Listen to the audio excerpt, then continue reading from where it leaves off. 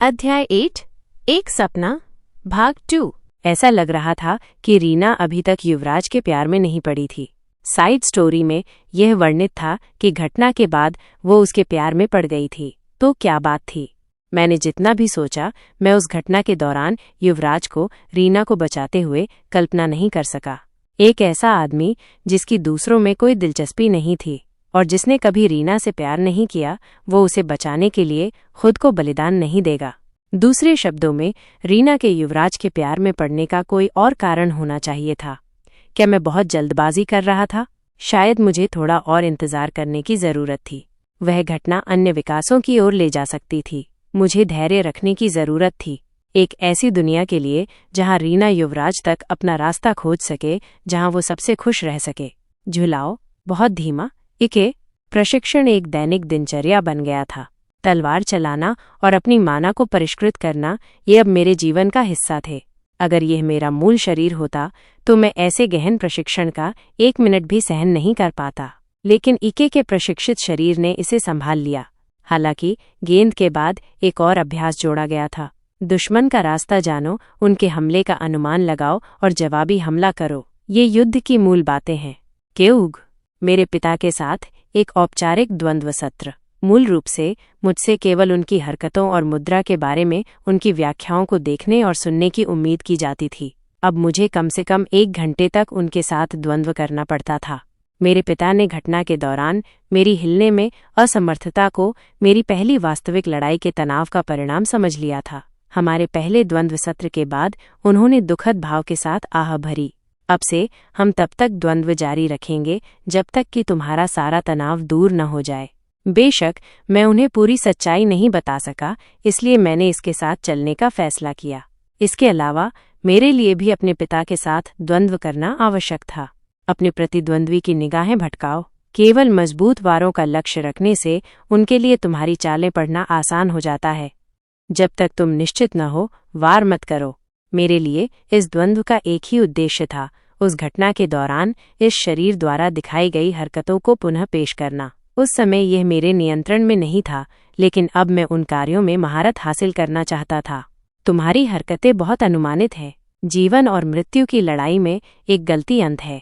मैं गारंटी दे सकता था कि मेरी वर्तमान हरकतें उस दिन मैंने जो देखा था उसका 10% से भी कम थी। मुझे कम से कम उसका 50% तक पहुंचने की आवश्यकता थी। मुझे नहीं लगता था कि यह असंभव था। आखिरकार वे इस शरीर की हरकतें थीं। निश्चित रूप से मैं उन्हें दोहरा सकता था। आज के लिए इतना काफी है। अभी अंदर मत जाओ इके।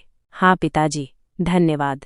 उस दिन मैंने जो डर महसूस किया था, भाग जाने की इच्छा, वो अभी भी बनी हुई थी। लेकिन रीना की रक्षा करने के लिए बहुत कमजोर होने का विचार, उसे लगभग मरते हुए देखने का विचार मुझे और भी ज्यादा डराता था। इसलिए मैं अब यहाँ खड़ा था, उसे बचाने के लिए, पर्याप्त मजबूत बनने के लिए। हाँ, मेरी सांस फूल रही थी। अन्य प्रशिक्षण सत्र इतने थकाऊ नहीं होते थे, लेकिन अपने पिता के साथ द्वंद्व हमेशा मुझे ऐसा ही छोड़ देता था। इके रीना, जो एक पेड़ के नीचे से देख रही थी, पास आई। यहाँ एक तौलिया और कुछ पानी है। धन्यवाद। मैंने रीना द्वारा दिए गए तौलिए से अपने शरीर का पसीना पोंछा और एक ही घूंट में पानी पी लिया। यह अद्भुत था। महामहिम ज्यूकेडोज और आप दोनों, मेरे पिता की तुलना में मैं अभी भी बहुत पीछे हूँ।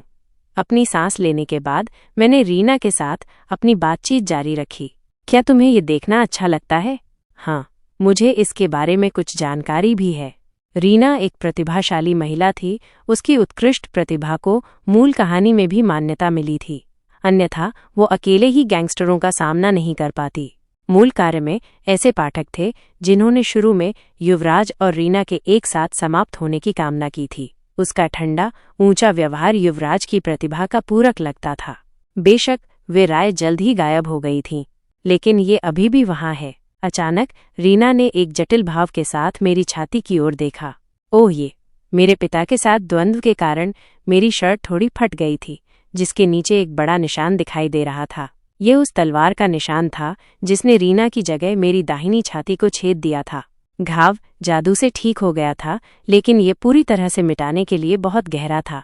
क्या तुम ठीक हो? क्या दर्द हो रहा है?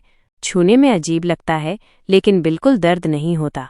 वह एक झूठ था। ये अभी भी समय समय पर धड़कता था, लेकिन मैं नहीं चाहता था कि रीना इसके बारे में दोषी महसूस करे।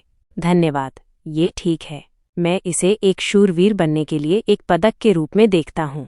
उस दिन से रीना जब भी मुझे देखती थी तो हमेशा मुझे धन्यवाद देती थी। सच कहूँ तो ये थोड़ा भारी लगता था, लेकिन मैं उसे रोक नहीं सका। उसके अपने विचार और भावनाएं थीं। चलो झील के किनारे टहलते हैं, मैं कपड़े बदलकर अभी आता हूँ। जरूर, मैं यहाँ इंतजार करूँगा। पसीने से तर कपड़ों को बदलने के बाद मैं वापस उस अखाड़े की ओर चला गया जहाँ रीना इंतजार कर रही थी। इके, मैं गलियारे में अपनी माँ से टकरा गया। माँ, आज आप रीना के साथ झील जा रही हैं, है ना? हाँ। क्या मैं तुमसे एक एहसान मांग सकती हूँ? बेशक।